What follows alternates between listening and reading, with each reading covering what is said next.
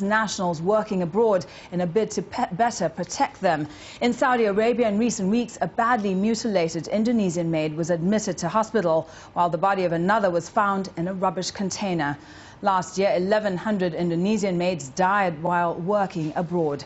Our correspondent Step Varson went to a hospital in the capital, Jakarta, to meet a group of abused women who had survived and made it home. Here's her exclusive report. Painful marks of torture cover her body. Eka Amalia says she was forced to work naked. Her back and arms burned with an iron. She tells us her employer tried to kill her. During the fasting months, she tried to kill me. She already prepared a knife and a large piece of plastic. The knife was held against my neck. You can still see the wounds. They gave me a burial sheet and told me, "This will be yours. We will kill you and throw your body on Jeddah Street." That's what they said. We secretly filmed Eka Amalia in Jakarta's police hospital, where abused maids, most arriving from Saudi Arabia, are taken to recover. They are hidden away from the public. Siska Ibrahim was scalded with boiling water, her skull cut with a knife. Krisnawati is suffering from depression after months of sexual abuse by her employer. He forced her not to drink nor eat for a week. I was cleaning the sink and my boss kept touching me. He was naked and touched me from behind. He forced me to have sex with him. He was already wearing a condom. I struggled. My veil was removed and fell on the floor. I couldn't fight him. 6 million Indonesians work as migrant workers abroad. Each year, more than 100,000 return home after having been abused or denied wages by their employers. They wait in shelters like this one for legal support. Migrant worker organizations want the Indonesian government to take harsh measures, especially against Saudi Arabia. The country has refused to make any legal agreement with Indonesia to protect domestic workers. We should temporarily stop sending maids to Saudi Arabia, like we have done with other countries. If Saudi Arabia doesn't want to make an agreement with Indonesia, then we should stop sending altogether. They have returned with their dreams and very often their bodies broken. Their search for a better life has ended in hell. And now they're hoping for justice, even though they feel that their own government has totally abandoned them. Instead of increasing pressure on the countries where abuse takes place, Indonesia says it wants to improve the quality of the maids, giving them more training and getting tougher on negligent labor agencies. The government also wants to give all maids a mobile phone so they can report acts of violence.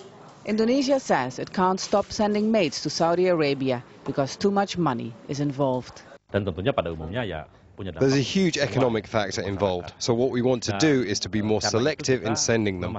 We will still send them, but with more requirements, so this way we hope to decrease abuse. But migrant workers think the government's response is far too weak. Handing out mobile phones to maids going abroad is silly, they say. Since the first thing a maid has to do when she arrives is hand in her phone, leaving her isolated and prone to abuse. Step Varson, Al Jazeera, Jakarta. William Goes is the regional coordinator for Migrant Forum in Asia, a regional network working to promote the rights of migrant workers and their families. He joins us now live from Manila. Thanks very much for your time. Saudi Arabia has certainly been making the headlines recently for maid abuse, but maid abuse isn't confined to just the Gulf states, is it? Oh, no, definitely it isn't. I mean, everywhere, in most host countries where you have domestic workers going, from the US to Europe to the Gulf states, Asia-Pacific region, wherever you have migrant workers going as domestic workers, there have been consistent reports of the domestic worker abuse. Is the problem more widespread than is actually being reported?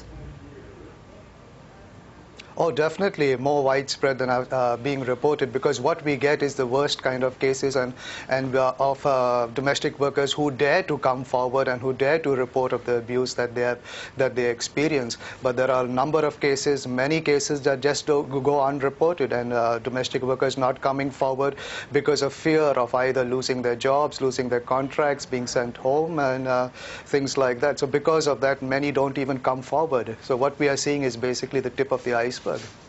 Now, Indonesia has vowed to tighten regulations to protect its citizens working abroad. But apart from refusing to send domestic helpers to countries like Saudi Arabia, what can countries do to prevent abuse in foreign countries?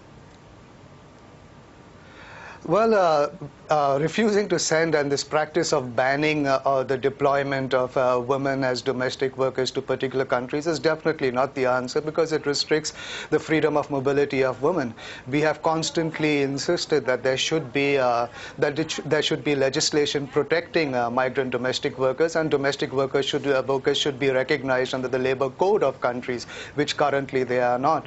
Even the ILO is put forward the possibility of having a convention on the recognition of domestic work as work. And in this first debate that was held this last June 2010, countries like the Gulf states, Indonesia, Malaysia, Singapore, among the Asian countries have said there is no need for an international binding convention, and they would prefer just recommendations. So there is a need for an international binding convention that would be monitored, implemented, and there would be clear redress mechanisms, access to justice.